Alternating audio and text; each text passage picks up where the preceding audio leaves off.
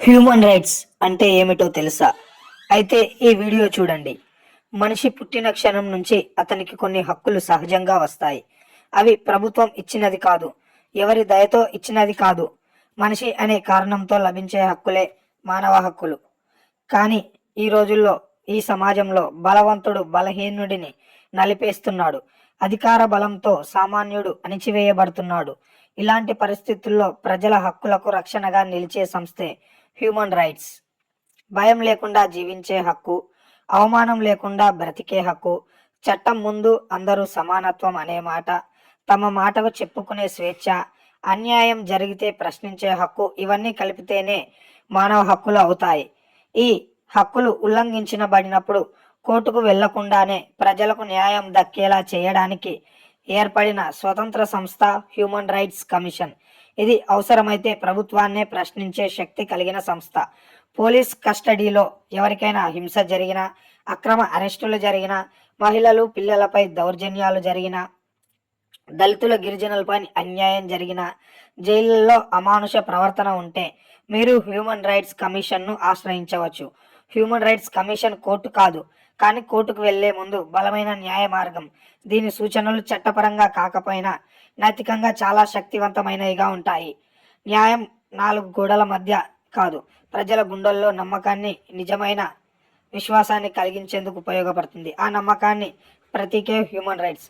మానవ హక్కులు కాపాడే ప్రతి ప్రజాస్వామ్యం బలపడుతుంది. ప్రజాస్వామ్యం బలపడితే దేశం ముందుకు సాగుతుంది.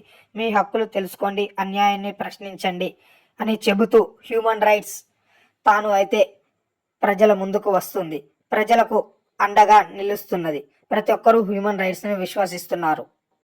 హ్యూమన్ రైట్స్ అంటే ఏమిటో తెలుసా? అయితే ఈ వీడియో చూడండి. మనిషి పుట్టిన క్షణం నుంచి అతనికి కొన్ని హక్కులు సహజంగా వస్తాయి. అవి ప్రభుత్వం ఇచ్చినది కాదు, ఎవరి దయతో ఇచ్చినది కాదు. మనిషి అనే కారణంతో లభించే హక్కులే మానవ హక్కులు. కానీ ఈ రోజుల్లో, ఈ సమాజంలో బలవంతుడు బలహీనుడిని నలిపేస్తున్నాడు. అధికార బలంతో సామాన్యుడు అణిచివేయబడుతున్నాడు. ఇలాంటి పరిస్థితుల్లో ప్రజల హక్కులకు రక్షణగా నిలిచే సంస్థే హ్యూమన్ రైట్స్. భయం లేకుండా జీవించే హక్కు, అవమానం లేకుండా బ్రతికే హక్కు, చట్టం ముందు అందరూ సమానత్వం అనే మాట, తమ మాటకు చెప్పుకునే స్వేచ్ఛ, అన్యాయం జరిగితే ప్రశ్నించే హక్కు, ఇవన్నీ కలిపితేనే మానవ హక్కులు అవుతాయి. ఈ హక్కులు ఉల్లంఘించబడినప్పుడు కోర్టుకు వెళ్లకుండానే ప్రజలకు న్యాయం దక్కేలా చేయడానికి ఏర్పడిన స్వతంత్ర సంస్థ హ్యూమన్ రైట్స్ కమిషన్. ఇది అవసరమైతే ప్రభుత్వాన్నే ప్రశ్నించే శక్తి కలిగిన సంస్థ. పోలీస్ కస్టడీలో ఎవరికైనా హింస జరిగినా, అక్రమ అరెస్టులు జరిగినా, మహిళలు పిల్లలపై దౌర్జన్యాలు జరిగినా, దళితుల గిరిజనులపై అన్యాయం జరిగినా, జైళ్లలో అమానుష ప్రవర్తన ఉంటే మీరు హ్యూమన్ రైట్స్ కమిషన్ను ఆశ్రయించవచ్చు. హ్యూమన్ రైట్స్ కమిషన్ కోర్టు కాదు, కానీ కోర్టుకు వెళ్లే ముందు బలమైన న్యాయ మార్గం. దీని సూచనలు చట్టపరంగా కాకపోయినా నైతికంగా చాలా శక్తివంతమైనవిగా ఉంటాయి. న్యాయం నాలుగు గోడల మధ్య కాదు, ప్రజల గుండెల్లో నమ్మకాన్ని, నిజమైన విశ్వాసాన్ని కలిగించేందుకు ఉపయోగపడుతుంది. ఆ నమ్మకాన్ని ప్రతీకే హ్యూమన్ రైట్స్. మానవ హక్కులు కాపాడే ప్రతి ప్రజాస్వామ్యం బలపడుతుంది. ప్రజాస్వామ్యం బలపడితే దేశం ముందుకు సాగుతుంది.